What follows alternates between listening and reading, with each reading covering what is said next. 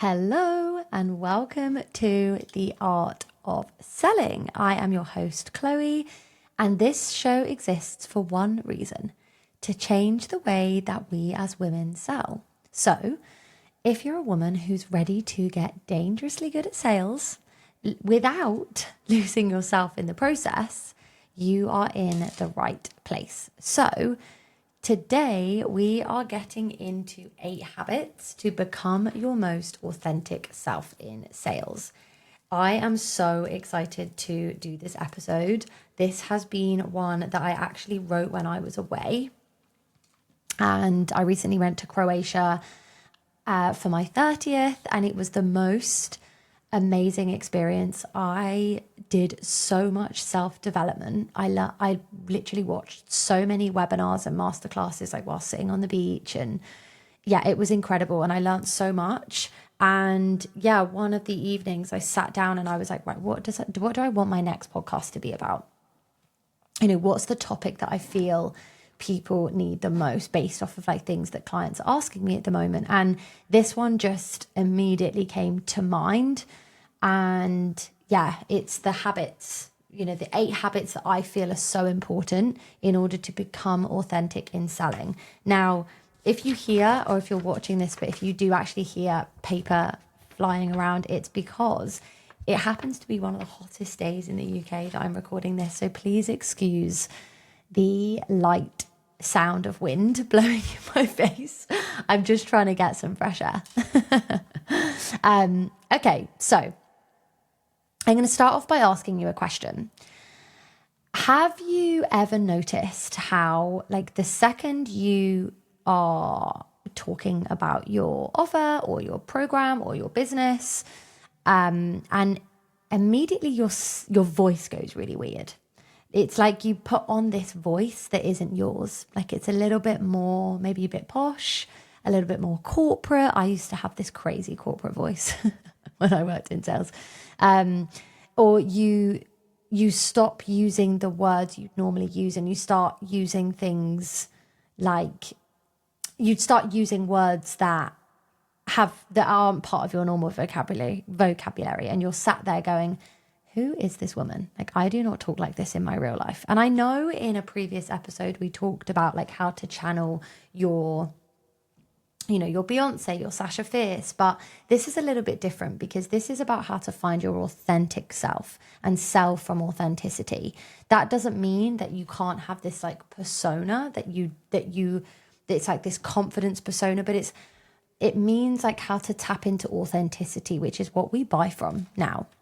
So the irony of, doing these things like, writing things that don't feel authentic to you and they feel like something that someone else has written, or you lean into AI and things like that when you're writing captions and things like that. So the irony of that is the thing that would actually sell more for you is tapping into being more of yourself. Like the real slightly chaotic, maybe funny, maybe really warm version of you that your friends and your family know. That's the version that people buy from. And I don't mean, this.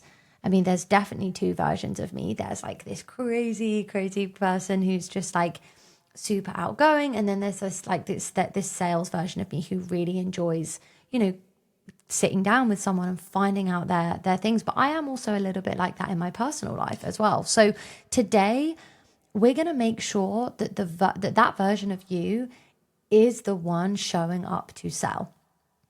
And we're going to go through the 8 habits. We're going to go through like really tight, practical habits that you can start today to be able to take these into your career and actually sell from authenticity. So I'm going to list them and we're going to go through them. So habit 1, talk to strangers like they're mates. This is so important. It sounds really basic, but it's actually really massive. Now, if I go back like 10, 15 years ago when I was in door-to-door sales, there was a time where I was knocking on people's doors And I think I've said this before, like I was like the top salesperson against all these guys. Like there were times where I would sell like triple the amount in door-to-door sales versus these guys who'd been doing it for years. And what made me different was that I was able to talk to strangers as if they were my best friends. I was able to have that confidence to say, oh my God, Mary, your house is so lovely. Or, oh my God, Derek, what a gorgeous photo of your wife. That's such a love. Like I was so I observed everything and I was able to talk to strangers like they were my friends. And this really helped me sell from a place of authenticity because people then didn't feel like I was just some cold caller selling something that they didn't need. They immediately felt safe, they felt heard, and they felt like they wanted to buy from me. And I never needed to really force my way into anything. Like it was just so natural. I just loved talking to people. I loved having conversations. I loved chatting. I'm such a chatterbox anyway, that it just felt really natural and authentic. And that is why I sold so well. And that's kind of why the guys in the office struggled, is because they'd wear these 3-piece suits, nothing against suits, but imagine opening your door to a guy in a 3-piece suit with a clipboard. Like you'd think you were getting, you'd think it was the TV license people. Like it was so aggressive and formal that they usually didn't open the door. They'd look through like the door cam, or they'd open the window and they'd be like, no. Tony Robbins actually has this line, and he says that the quality of your life is the quality of your communication. And he's so right. Like the way that you talk to someone before you've even mentioned the price, how much something is, or like anything, like how you actually speak to someone is so important. So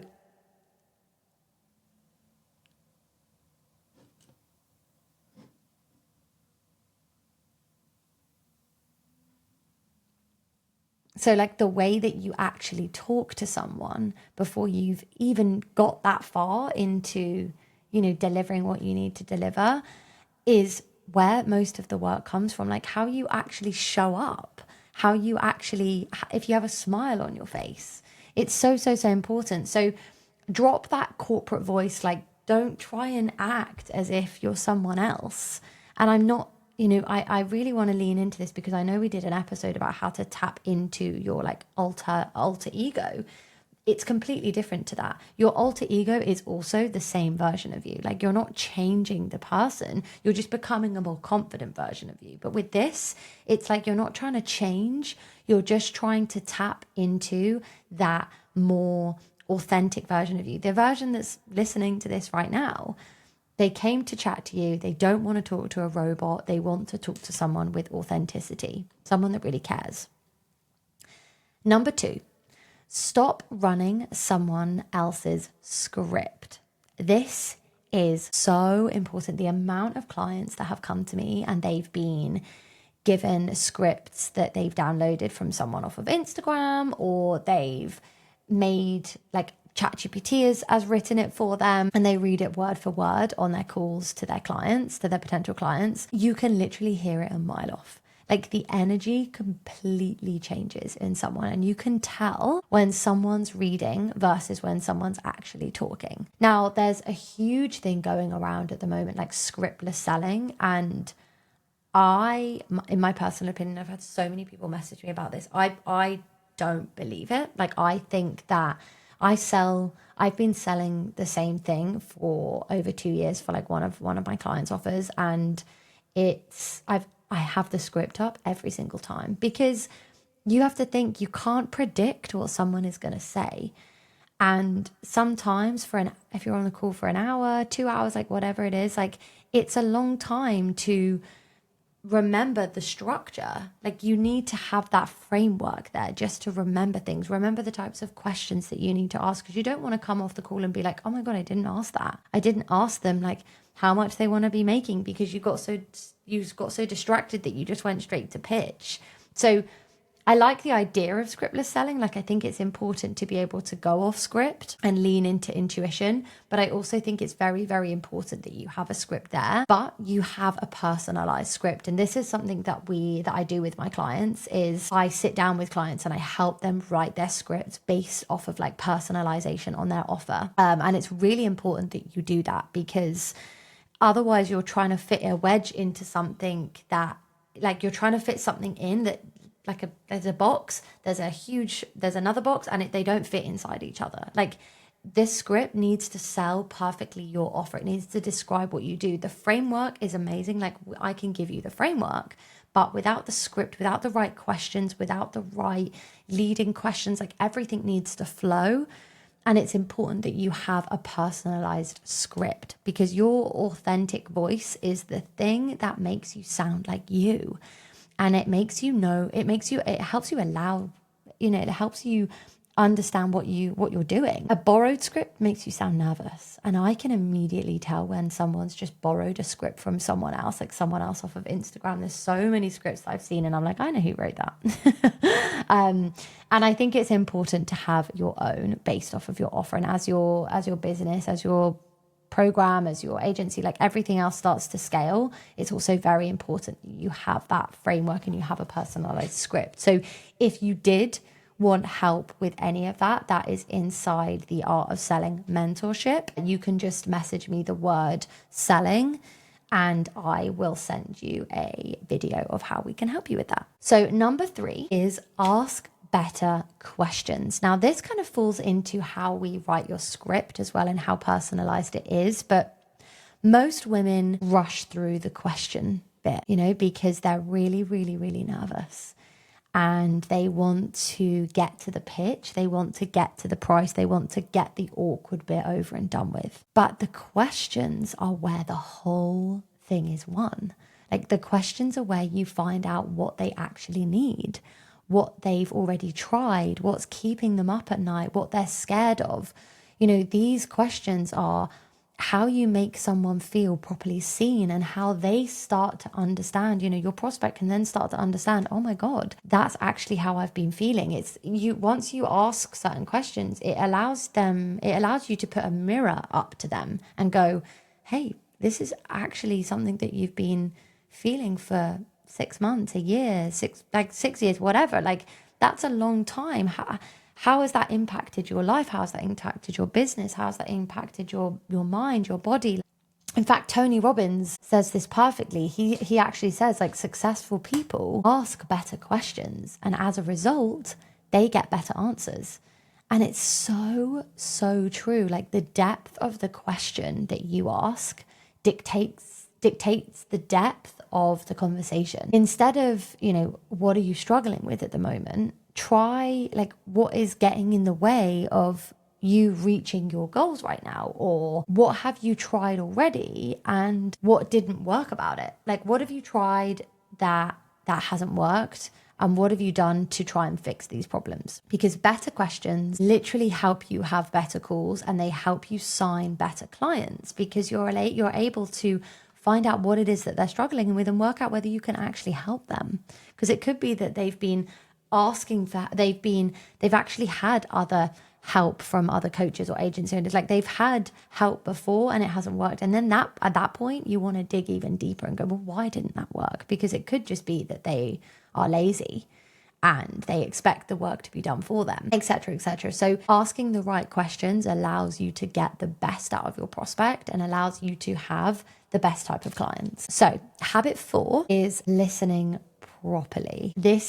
I think this is probably one of the biggest ones I see when I audit sales calls. And I don't mean, sitting there like nodding your head while you wait for your turn to talk.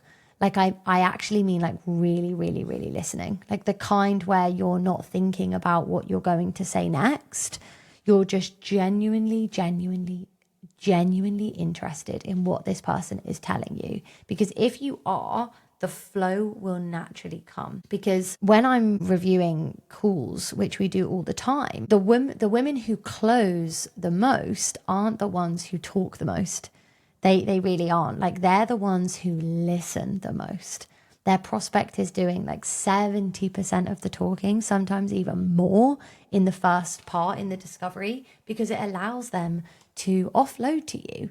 It allows them to feel safe, feel heard, like they feel like they can actually tell you what's up. And when you listen properly, you pick up everything. You know, like that throwaway comment that they made about their husband not being on board. That's a really big one. Like, you want to bring that up. Or the thing they mentioned about their last coach, or the way their voice changed when they talked about their kids.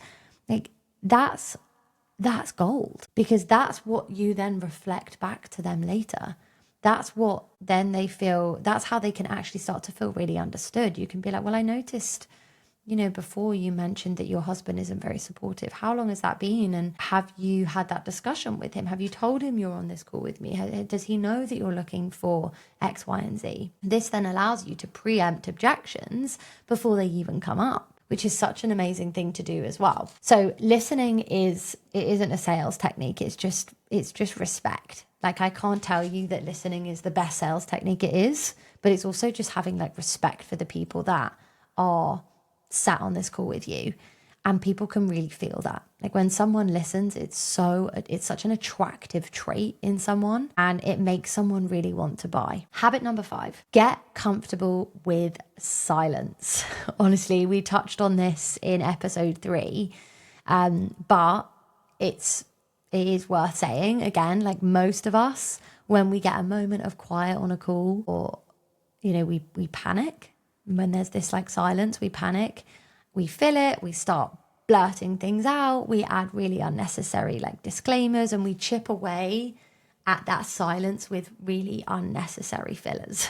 And it's so common.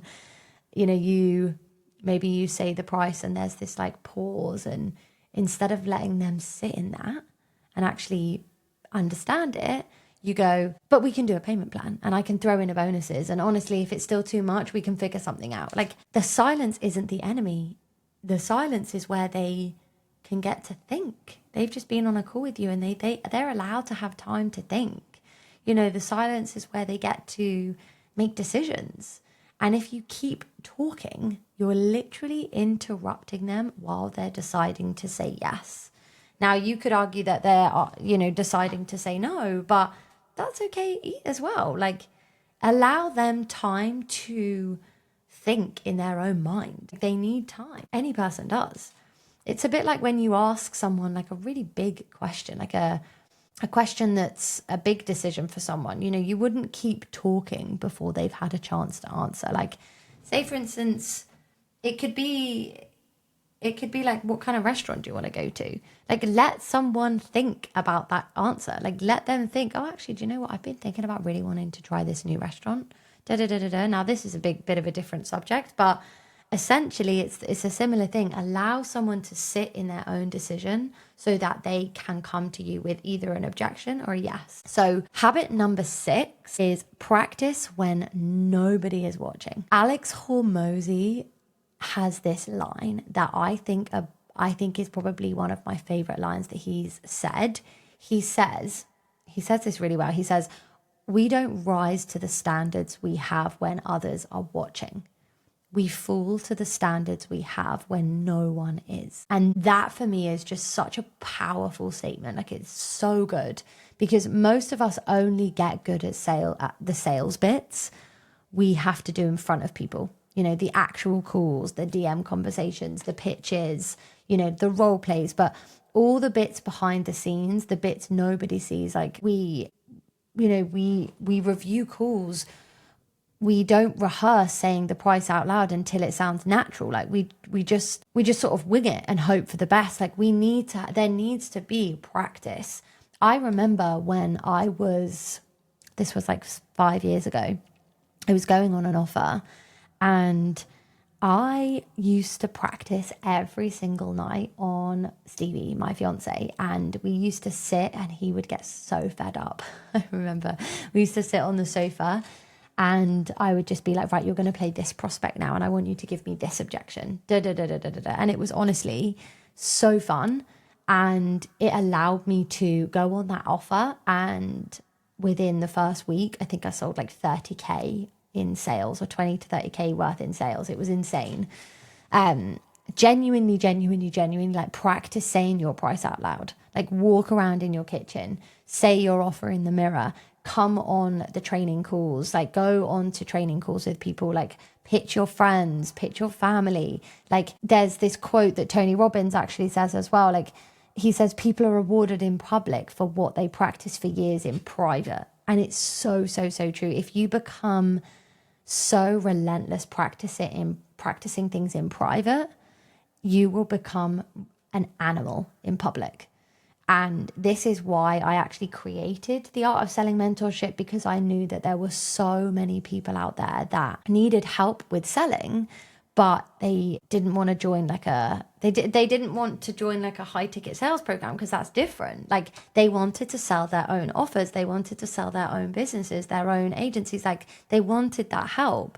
And it makes such a difference when you have a room that you can practice with and get feedback from as well. So habit number 7, stop trying to sound clever. This is such a trap that I've fallen into myself, and I'm not afraid to admit that. Like when we're nervous, we tend to reach for jargon. Like we start using really unnecessarily like fancy words. The perfect example is something like, I want to facilitate the optimization for your client acquisition strategy.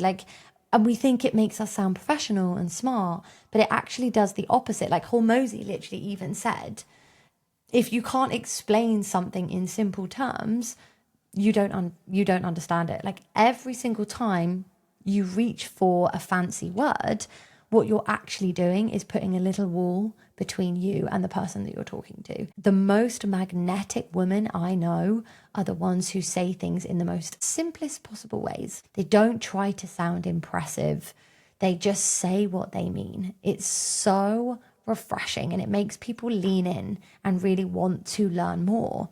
One of the best sales calls I've ever reviewed was one of our team. She's absolutely amazing, and she just sells from this she's also a mother, and I love that about her. Like she leans into this like mothering nature, and she just speaks so simply that the prospect would be stupid not to buy. Like they don't have questions at the end, because the way she presents things is so simple. It's so easy to understand. It's so clear. And that is gold. That is absolutely gold. Clever literally sells nothing. Clear sells everything. That is true. And then habit 8, raise your standards. So this is the final one. This is the one that like holds all the other habits together, because authentic selling isn't just about being yourself. It's about being a really high standard version of yourself. The version who doesn't half show up, the version who doesn't ghost in the DMs because she can't be bothered, the version who actually does the follow-ups even when she's tired. If you want to change your life, you have to raise your standards. It's absolutely paramount that if you want a different outcome in your life, everything else has to follow. Like your habits have to change. You can't expect to have an amazing body if you don't go to the gym at least a couple times a week. Like you're not going to get a 6-pack if you don't train your abs. You're not going to get an amazing bum if you don't train your glutes. It's the exact same thing. Your income right now is a result of your standards that you allow into your life. And I felt that in my own life as well. Like every time my income has jumped, it wasn't because I learned some new clear sales tactic or anything like that. It was because I just decided to hold a higher standard of myself. I have this amazing friend. She's such a close friend of mine. We've become, I've been coaching her for like 2 years now, and we've subsequently become really good friends. And she has this unbelievable high standard of herself. Like it's so attractive to watch. Like she actually wakes up at 4:44 every day. Now, I'm not saying I would ever do that. That's way too early for me. But she wakes up at 4:44 every day. She journals, she meditates. She's a nutrition coach. So she starts work at, I think like 6:30, 7. She does her work. Like she holds herself to such a high standard. She doesn't let anyone into her life that is of a low vibration. She's just unbelievable. And that is like, because of that, her earnings are unbelievable. Like she has an incredible amount of wealth on a monthly basis. Like she just absolutely magnetizes money, and her standard, her habits, like everything that she does in her business is incredible. The way she sells things, she doesn't even sell like it like I've watched her, and it's just so natural and authentic. People just want to buy from her because she's so magnetic. And I decided like that was the kind of woman that that kind of woman is the reason why women are successful, is because they have these habits. Now, they don't have to be the same as her, and they don't have to be the same as mine, but when you have at least like, standards that you set yourself, like waking up early. I love waking up early. I love getting up, before 6 a.m. and doing some journaling, doing some breath work, doing some meditation, but try not to look at my phone first thing. It's such an unhealthy habit. Like I don't want that to be part of my life. So how you set these standards is so, so, so important. And the most authentic version of you is also the highest standard version of you. Like they're the same woman. When you lead from authenticity, you become your highest standard version of you. But it's just that maybe you need to tap into those habits. And these habits that I've given you now will allow you to bring them into not only your sales in your business, but also habits in your life as well, which can really, really help you become better across the board in all aspects of your life. And I promise you, once you start to embrace these habits, it's amazing. It's so, it's such a big stepping stone in your life, in your business. So those are your 8 habits. Talk to strangers like they're your mates. Stop using someone else's script. Ask better questions. Listen properly. Get comfortable with silence. Practice when nobody is watching, and stop trying to sound clever. And lastly, number 8 is raise your standards. And honestly, like none of these are clever tactics. There's no secret sales hack in any of that, because authentic selling it's not a trick. It's just being it's being a really good version of you on purpose over and over and over again, until it stops being something that you have to think about. So if any of this resonated with you today, I'm so glad that you came here today, and I really hope that you enjoyed this episode. It's always helpful if you share this episode and you comment below anything that you felt like you've learned from, or any tips and tricks that you feel like you've embraced in your own business. And yeah, any comments, any shares is so grateful. This podcast has only just begun, and it's about to get even better. So thank you. And if you are interested in joining the Art of Selling coaching and the mentorship, you can follow me on Instagram. My Instagram is ChloeTucker __. And you can message me on there. You can message me with the word selling, and I will help you and send you over a free video as well. It was amazing speaking to you, and I will see you next time. Bye.